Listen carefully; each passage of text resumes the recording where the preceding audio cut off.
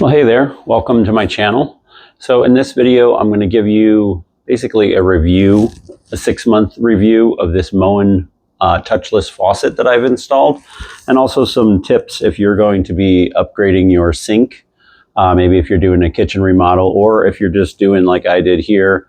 I changed out this sink, like I said, about 6 months ago. The kitchen still needs a remodel, as you can tell. It's about a 65-year-old kitchen, but for now, I just wanted a little upgrade with the sink and the faucet. So I'm just going to give you my opinion, mostly on the faucet, but on a few other things too. Okay, so as the name implies, this is a touchless faucet. What's that mean? Well, it means you can turn on the water without touching it. There's a sensor on the side here, so you can turn the water on and off. That's why I bought it. I've installed touch faucets for a few customers and friends in the past, and I was really intrigued by them, and I really wanted a touch faucet, and those normally you can touch it anywhere that's metal and turn it on and off. Moen has really good warranties, so I've become a big fan of just Moen products. Unfortunately, Moen doesn't offer a touch faucet. Everything is touchless. They've got these sensors on the side, so I went for that. So how it works is whatever temperature you have your faucet set to, when you turn it on via the sensor, that's the temperature that the water is going to come out. So you can turn it on, adjust the temperature as you see fit, and turn it back off that way. It has a timer, so once you turn it on, I haven't actually timed it to see how long it is. I'm guessing it's less than 2 minutes that the water will run and it'll automatically shut off. So I think that's a good feature in case, I don't know, maybe you have a cat or something that comes up by your sink and is going to turn on the faucet while you're not even home. Well, it's not going to run all day because it'll shut itself off. So one of the features that I like about a touch faucet, like I said, that I've installed in other people's homes, is whatever temperature and volume setting you leave it at, that's what you're turning it on and off at. This, unfortunately, when you turn it on and off via the touchless sensor, it's full blast. It's not crazy full blast. It's not obviously squirting all over, but sometimes I like it more of a trickle. So that's just a little something that you have to get used to. And the other kind of negative thing that I thought is Moen doesn't have a faucet that has a deeper arch. You see the radius of this arch is kind of tight.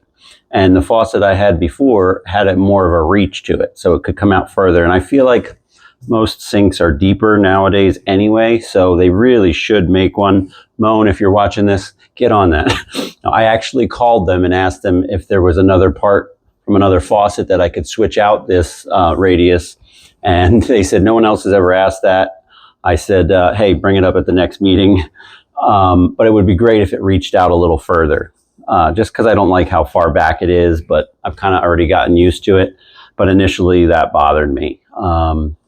So it has your sprayer settings just like any other faucet. You can switch it to, if I can remember how to work it, like that, or put it back to an aerated stream. So the faucet also came with a soap dispenser, which I love. I keep my dish soap in here. So I can constantly be just putting the soap on my sponge when I'm doing dishes. I don't have a dishwasher in this old kitchen, so I'm always doing the dishes by hand.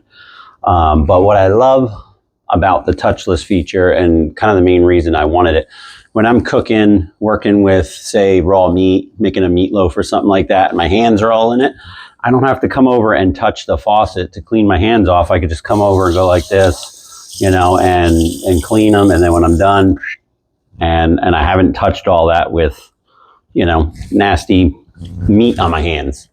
So that's what I really love about it. I'll take you down below and show you the workings of the faucet. It has a 6 AA battery pack that powers it. And like I said, I've had this about 6 months now, and I haven't had to change the batteries yet. That was one of my concerns, was that the batteries were going to go dead quickly because of how often I am turning the water on and off. But it's been fine so far, so I don't even know how long they're going to last, but so far so good. Okay, so here we are under the sink now, and over here is the power box that I was talking about with the 6 AA batteries in. Let's see if we can get a closer view. So that just mounts right over there. And like I said, haven't changed the batteries yet in 6 months.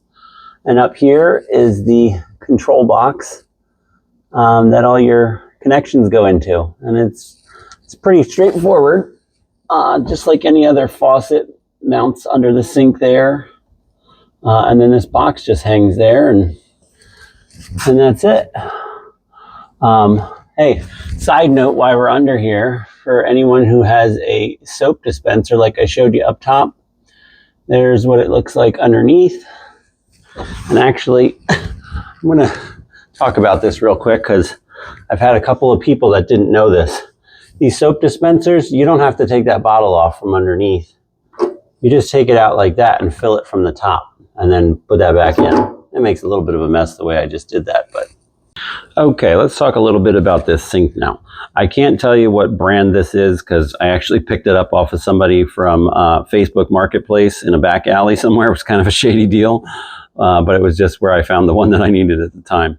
And so anyways, I wanted a split sink because, like I said, we don't have a dishwasher, so I'm always having dishes. They used to be over here in a bin, and we hated that.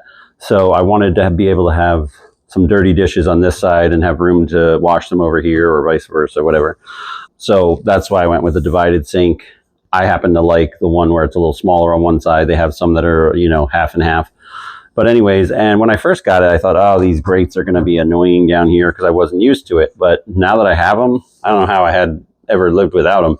I think it's great. It keeps everything up off the bottom of the sink. And as you can see here, I still have my sponge and my brush over here. And I can just kind of leave them sit there. And they are not sitting on the bottom of the sink in, you know, water or anything, and they dry nicely. So I would highly recommend, if you're going to upgrade your sink, get one with the grills in the bottom like this. And once in a while, you just pick them up, clean underneath them. But yeah, it's a good feature.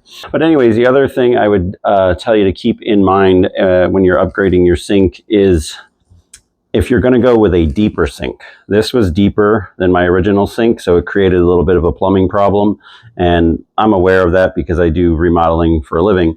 So there was a couple of problems I had to deal with here, but some people don't know, you know, the problems that could cause when you go with a deeper sink. I'll take you back under and show you what I mean.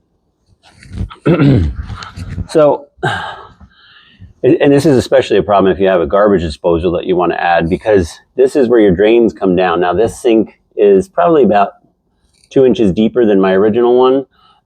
So when the connections come across here, the way these double sinks work, these two pipes should come down, join together, and then hit a trap right here and go out. But I couldn't plumb it that way because the drain in the wall is too high for this setup. Now, eventually, like I said, I'll be remodeling this kitchen, so I'll move that drain down in the wall, and then I can plumb this the right way. But for now, this is working. Go ahead and tear me up in the comments, any of you plumbers out there, but hey, it's working. I know this isn't the way it's supposed to be. But just keep that in mind if you're remodeling your kitchen or just upgrading your sink. Make sure your pipe is low enough for whatever you're changing, because if you have a garbage disposal hanging here, then the outgoing pipe on the garbage disposal is even lower. So you got to have that come out, have room for a trap, and then go to the wall. So your drain may have to be, you know, down in this region or something like that. Okay, thought of one more thing. Another basic tip that I do with all my installations is when you buy a Moen faucet in particular, it comes with this little sticker that's got your model number on there. I always stick it on the inside of a cabinet so that when you got to order new parts in the future, you have the model number there. You're not like, oh, what was that one we bought? Oh, I can't remember. Well, stick that sticker there and you'll always have the info. Okay, well, I'm sure I forgot something I wanted to tell you, but hopefully I gave you some helpful information if you're thinking about upgrading your faucet to a touchless or a touch faucet if you're going to go with another brand, or upgrading your sink. Anyways, thanks for watching, and I'll catch you on the next one.